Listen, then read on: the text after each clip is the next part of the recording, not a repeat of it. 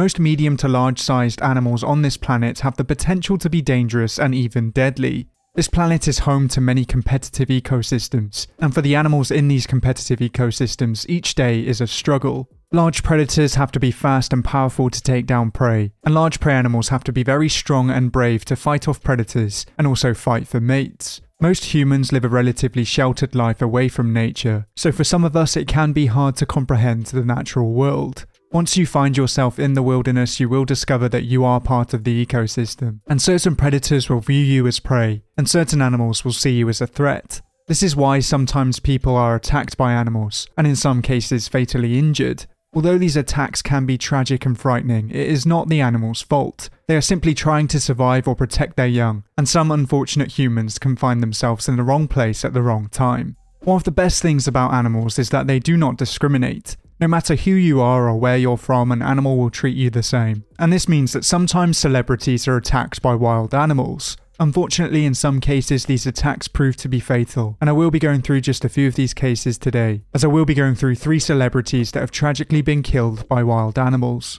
And for our first story, we will be heading over to Katmai National Park in Alaska, as I will be focusing on the death of Timothy Treadwell. Timothy wasn't a celebrity in the conventional sense, and is really a celebrity because of what he did and the way he died. Treadwell was originally from New York and had been studying bears for several summers in Katmai National Park. This was all during the late 90s and early 2000s, and for the most part Treadwell had a very positive message. Treadwell was an animal lover and he claimed to be protecting the bears from poachers. He'd often video the bears at a close distance, and also claimed that he had gained the trust of certain bears. In some cases, Treadwell would even try and get close to bears and touch them, and of course bear experts and park rangers disagreed with these actions. When it comes to listing some of the most dangerous animals in North America, grizzly bears are pretty much at the top or very near it. They are the top predators in their ecosystem, and if you get too close to them, you can become their next meal. Even though he first set out to protect these bears, he soon became obsessed, and in his own footage you can slowly see him lose his mind.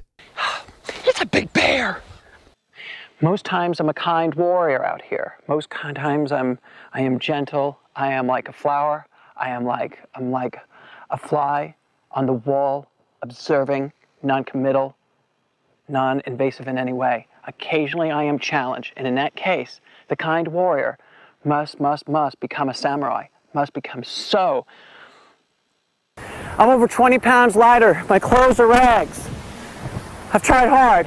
I bleed for them, I live for them, I die for them. I love them, I love this. Tough work. Wow. It's okay.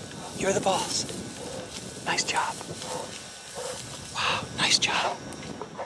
He started taking more and more risks, and seemed to think he had a real connection with these bears. You can see by the behaviour of some of the bears that they are confused, and are unsure as to why he is not running away or acting defensively. Really, Treadwell's behaviour was doing more harm than good, because if these bears were familiar with him, they were more likely to approach other people, and then would have to be shot by park rangers. There is really a limit as to how many times you can approach a bear without being attacked, and Timothy Treadwell found this out on the 5th of October 2003. Timothy and his girlfriend were both camping out at Katmai National Park and were recording each other at their campsite. The couple usually left the park at the end of summer, but this year they stayed later until early October. This decision put them both at a greater risk, as during this period the bears are more aggressive, as they're trying to find food to store up more calories for hibernation. Timothy's behaviour towards bears and also the bears' desperation to find food finally led to a fatal attack, and this attack was all captured on film. For obvious reasons, this film hasn't been released to the public, but it has been seen by a few individuals, and I'm sure these individuals are scarred for life. A day after the attack on the 6th of October 2003, a taxi pilot named Willie Fulton arrived in the area, and this was to pick up and transport Tim and his girlfriend. Once landing, he couldn't find the pair, and he admitted that something didn't feel right. As he ventured back towards his plane, he noticed a pretty nasty looking bear, and described it as just the meanest looking thing. He tried to scare it away from the campsite by flying over a few times, but eventually he spots that same bear eating from a human ribcage. After this, rangers were called to the area, and once they found the bear, it appeared to be stalking them, and they had no choice but to shoot it.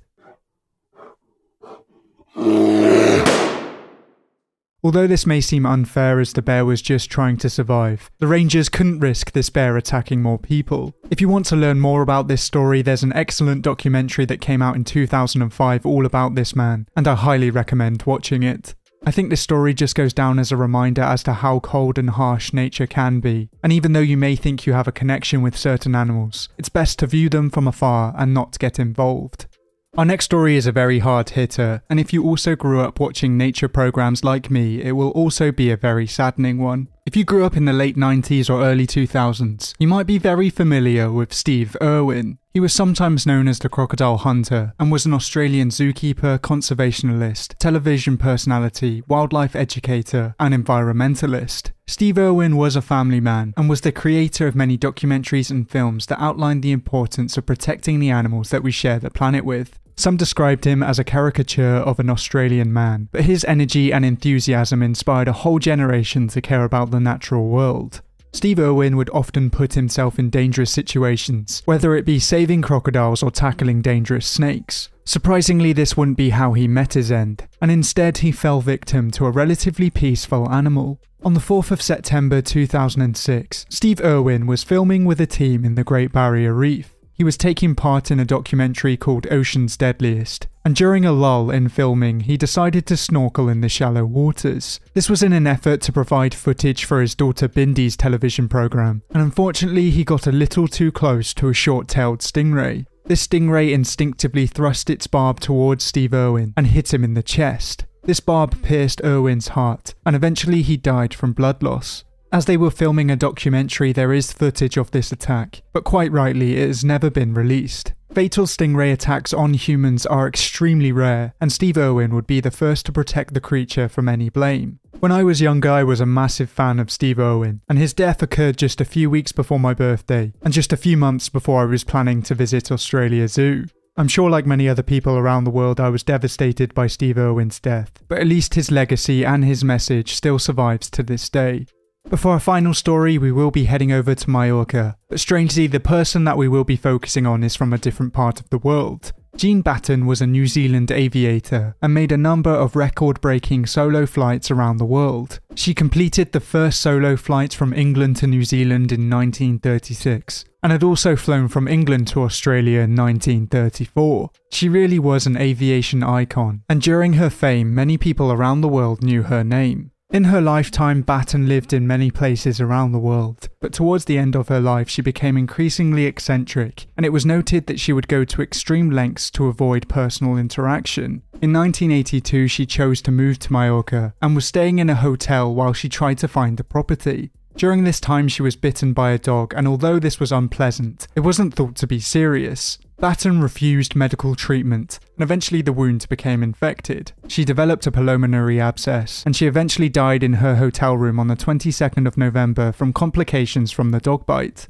Strangely, after her death, there was some confusion as to her identity, and she was not buried until January 1983. Her family and the New Zealand government were not informed, and it took 6 years and an investigation to properly identify her, and a bronze plaque was put at her gravesite. This was a very shocking and sudden end to her story, and it was an ending that was completely avoidable. Batten will always go down in history as one of the major aviation icons, and is one of just many celebrities that have died after being attacked by animals. If you know of any other strange stories where celebrities have been killed by animals, then let me know down in the comments below. But thank you for watching, I hope you enjoyed. If you liked it, please leave a like and subscribe if you want to see more videos like these. But until next time, goodbye.